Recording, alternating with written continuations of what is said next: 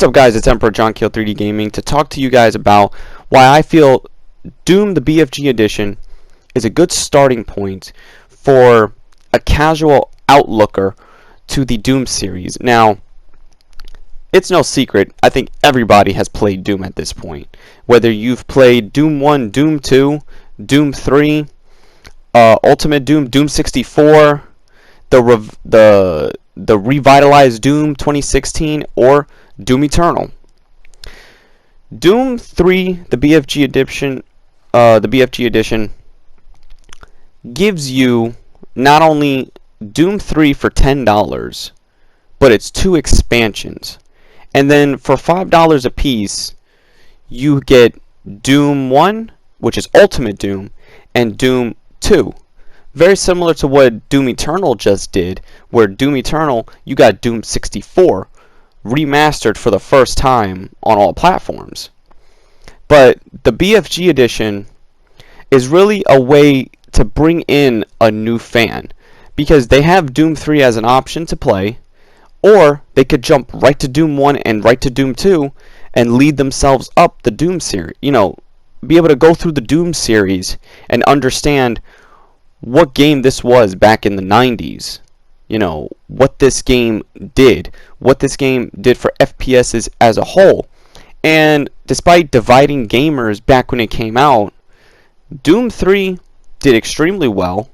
And Doom 3 showed you that you could take the mechanic of an old game, not only update it for at the time, which was modern gaming, because this came around PC and the original Xbox, because there's an Xbox port and this was released for Microsoft Windows. And the BFG version is the PC version finally able to run on the newer on our generation of consoles, because back then they were barely able to squeeze blood from a stone to get Doom 3 to work, even though they had to chop it up a lot. But they were able to get an impressive port onto the original Xbox. But now you have Doom 3 running in its original vision, which is great. But the one thing that sets this game apart, not only Doom 3, is a new gamers now will be like, yeah, Doom 2016. To them, that's the first Doom. To a lot of younger and new gamers, Doom and Doom Eternal is just the first games in the series to them. Then they'll discover that no, that's not the case. You know, you would say setting up GZ Doom on PC, having Doom 2 modded, having Doom 3 being able to be modded on the PC, and having Doom 64, that would be a way, if they were a PC gamer, then it's not the most intensive process to get them the game they want to play with the mods they want to play.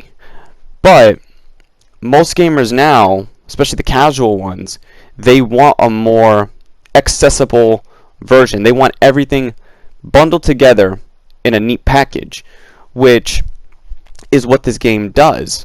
You not only get Doom 3, which is a hefty campaign, because this has all the PC levels and it is insanely long.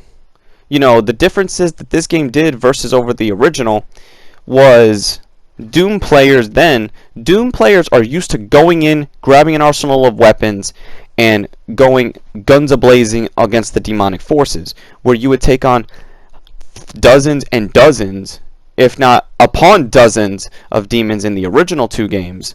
Here, you're only facing a dozen at a time. Maybe you walk into a room, you get about 8 to 12 demons at the most. But you can handle that for this game because everything is close-quartered and close-niched.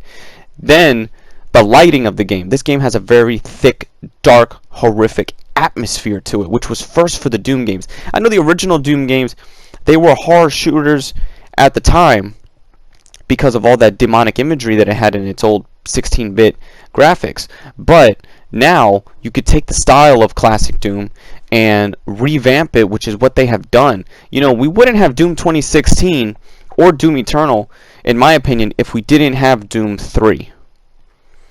Doom 3, Doom Resurrection of Evil, Doom the Lost Missions, all in this package,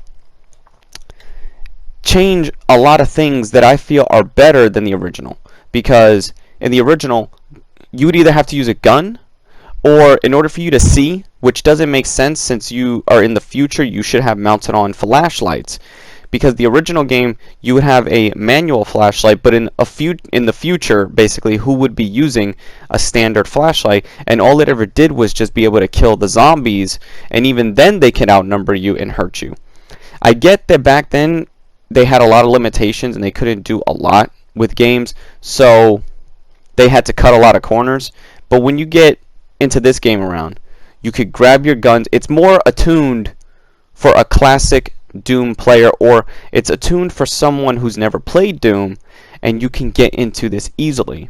Because Doom 3 is really the first retelling, or the first reimagining of Doom 1 in its own storyline. So if you really want to understand this game or the Doom series, you may not entirely have to play Doom 1 or 2. Doom 1 or 2 is packaged together, and that is up to you if you want to experience Doom 1 and 2. I highly recommend that you do, because it's good to go back and play those games to understand where gaming was, where gaming is now. But Doom 3, since it's its own story, it's the first one to bring in actual cutscenes, voiceovers, and the way they depicted the classic demons and the way they depicted hell in this game. Doom 3 really, in my opinion, raised the bar for the series, and it took the series in the direction that we know it now. Granted, it doesn't have the whole glory kills. It doesn't have just going in guns a-blazing, seeing a little indicator to execute one of the enemies. But it took the Doom formula. What made Doom popular, what made Doom so memorable, and it brought it into the new id 4, and at the time the new id 4 tech engine. And then going back to be playing Doom 1 and Doom 2 in all its glory, you get all the cheat codes, you get all the episodes, like the lost missions or lost levels. You get the new exclusive levels that were made specifically for this edition for Doom 2, called Thy Flesh Consumed and No Rest for the Living. You couldn't really ask for anything better with an edition of a game. And the fact that it's, when you total the price of the two, Doom 1 and Doom 2 being priced at $5 a piece, and Doom 3 being packaged at $10, I say for $20, you're not getting a bad deal, and you're not going in a bad direction. Hell, if you're able to get a hold of this edition, if you own the PS4, the Xbox One, or the Switch, or the PC, and if you're a Doom fan, you owe it to yourself to be able to own the Doom trilogy. You could have Doom 2016 and Doom Eternal. Now, Nintendo Switch only has Doom 2016. I doubt they'll be able to get Doom Eternal running on that. But at least you'll have all the other Doom games, Doom 1 and Doom 64 as well, which comes packaged with Doom Eternal. Now, Doom 64 is on the Switch, side note.